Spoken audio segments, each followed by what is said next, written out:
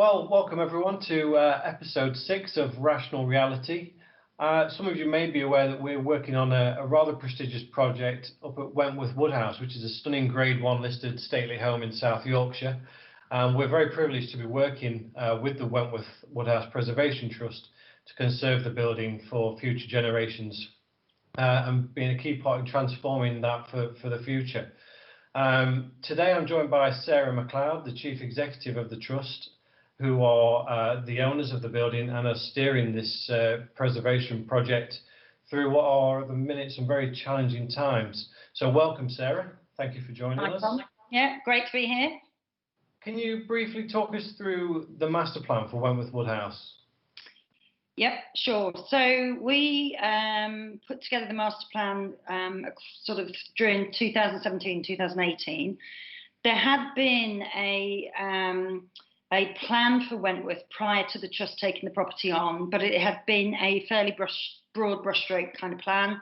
And when the Treasury awarded the trust some money to do emergency works to the roof, they did what's called a Green Book appraisal for the site. So before they were willing to invest in the site, they needed to see that there was a good economic argument that it stacked up, the site development stacked up.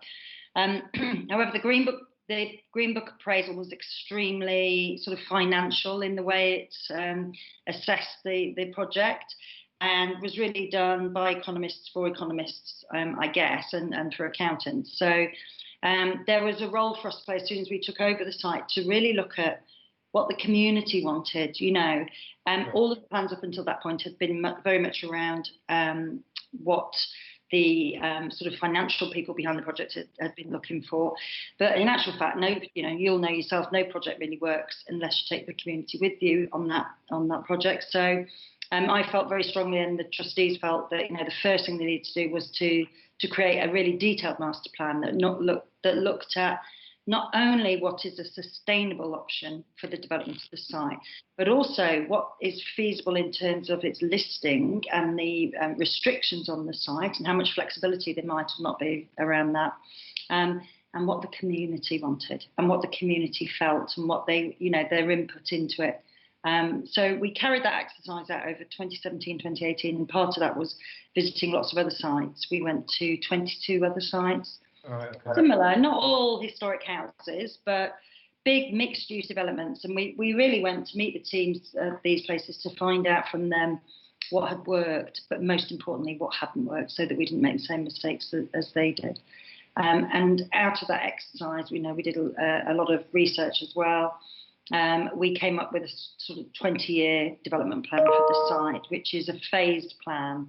So we are going to be tackling the whole of the site in different phases at different times. And without question, we will be running more than one phase at a time if we're going to complete it before we all retire. Sure. Yeah, a lot to be going at. You obviously laid out the master plan and a lot of work was put into that, but then recent events took hold and have kind of shook everything up. Looking at the short-term picture, what's really changed over the last few months, and what impact has that had? Well, a lot of the impact's been negative, although some of it has been positive. So, you've got to look at it from two sides. So from a negative point of view, we as a trust had to set up a business when we came onto the site in 2017. So in order to deliver that master plan, we needed to set up a commercial business to generate income to support the team whilst we were doing that. And obviously with COVID, that just ground to a halt overnight. Now, we were pretty fortunate in that the Capital Works programme, which Woodhead are running, did stop, but not for long. You guys sorted out your systems of working, and we were able to get the Capital Works back up and running pretty promptly. But the business underneath it, the commercial business that we run, as I say, just was stopped in its tracks. Now, the negative to that is obviously that we just lost our income overnight, and it costs about £120,000 a month to run the house as an operation, regardless of the actual works on the roof. So that was pretty serious to us. But what it did do, being closed, I furloughed all the staff and I stayed working, and actually it's allowed me to work on the next phase of development, which is the Camellia House. and the stables. So we're in development phase with that at the moment. So we're doing all the procurement, going out to OG for the architects and QS, etc. So it allowed me to do a lot of work on the tenders during that period, which frankly I would have struggled to get done had we been open and up and running. So in some ways it's helped me push that next stage of development on. And I think the trustees agreed at the beginning of COVID that whatever happened, the most important thing for us is to keep ploughing on with the development of the site. That's what we're there for. Great stuff. And you mentioned there that you, as part of your master planning exercise, you visited over 20 sites. What sort of tips would you offer any other heritage sites that might be in the early stages of developing a similar master plan? Definitely go and see other sites. I've done that on other projects I've worked on before as well. You always learn from other people. Nobody knows it all. You can absolutely learn from others, and learning what doesn't work is so critical. So I would say definitely visit other sites and engage with the local authority, with your planning authority as well, so that you've got a really good understanding of where there might be flexibility and where there isn't flexibility within that capacity for change within the building. I mean, obviously Wentworth Woodhouse is grade 1 predominantly, and grade 2 star. But nevertheless, there are still parts of that site that there is more flexibility in terms of future use than other parts. So some parts are completely sacred, you know. So I think having those early discussions way before before application. So get them involved. Also, we involved Historic England right from the start as well and took them on tour with us. So we asked a representative from HE to come with us on that tour. So there's just that really open, transparent understanding from everybody who's going to have an input into that project right from the start, that we all know what we're trying to get out of it and we're all on board with it. So I think that was really helpful for us. Collaboration is key then. Collaboration is key, absolutely. Yeah. The phase that we're involved in at the moment is part funded through the Department for Digital Culture, Media and Sport, administered through Historic England, as you've mentioned. With help towards some of the costs, I think, from the National Trust and the National Heritage Lottery Fund as well. Is that right? Well, the money that is actually paying for the contract that Woodheads are on at the moment has come from the Treasury, yeah. So it came from the Treasury. So actually from Philip Hammond, from the Chancellor. He announced it in 2016 because it was critical actually to the Trust taking on the purchase of the site. The Trust would never have taken it on had they not known that grant was going to be there because of the seriously deteriorating situation with the roof. So it came from the Treasury through DCMS and then down through HE. Now, actually, the National Trust and the National Lottery Heritage Fund are not involved in the funding of the Capital Works programme, but they are very much involved with the funding of us as a trust. So you can't have one without the other, you know. And in terms of the way things are working at the moment, what are your thoughts around the initial outlook for funding of similar heritage projects at the moment? Are you seeing any changes in that landscape at the minute? Yeah, I mean, the obvious thing is that people and projects who were going to be applying for funding this year have obviously not done so because all of the funding, the main funding grants have been halted and replaced with emergency funding. So we as a trust applied to the lottery for emergency funding to help get us through this COVID crisis. But obviously there were, as I say, projects who were expecting to have applied this year. So there's going to be that backlog now of projects.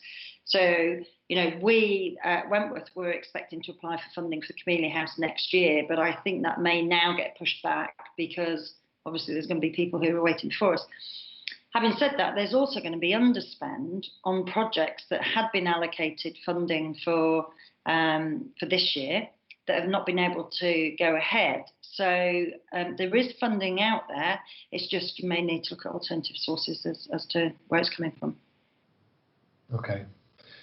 One of the things that we've obviously had to do as a contractor working with yourselves is we've had to quite significantly adapt the way that we approach working. How have you found that change? How has that impacted the trust, if at all, during these times? Well, we furloughed the staff. I remained working, but the rest of the staff were all furloughed. We're now slowly coming back to work, but we're not. The house is not open, so we've only opened the gardens at the moment. So there's only a fraction of the staff back. Some of them are still on full furlough. Some are sort of partially coming back to work and then come back to work for a week and then off for another couple of weeks on furlough. It's quite tricky actually trying to work out how to staff the operation. Getting everybody back into the house is going to be more difficult. Historic houses are, although Wentworth's particularly big and there's lots of space, you've still got narrow doorways and small areas, where you can get blockages and what have you. So I think that actually organising people come back into the house is going to be more tricky. But we've been working in the gardens, and that's worked well so far. Obviously, we're having to do what everybody else in the country is doing, which is one-way systems, sanitising stations, masks, etc. And we'll continue to do that. I think what it has done for us, though, is push us to new audiences. So, the traditional historic house visitor is a retired person who, from what I've seen so far, those who are retired are those who are at least most reluctant to come back out, really, at the moment. So I think that getting our typical country house visitor back into the house is going to be a challenge. Yeah. So we've really focused our offer in the gardens around families and children. And I think when we do reopen the house, our plan is to put a very strong family offer on, which we'd always intended to do that, but we weren't intending to do it quite this soon. So in some ways, again, there's been real negative impact from COVID, but the positive impact has been that we just decided, look, let's just go for it. Let's go for looking at a family offer, and let's really push on the digital side as well, which again, we'd always said we'd do, but we're just going to go for it now. I think the analogy we use is, instead of falling off the edge of the cliff, clinging on by our fingertips, we're going to drive off it like Thelma and Louise, and we are going to just go for it and bring in all the things that, we're for the future. We're just going to do it now. Go for it. Excellent.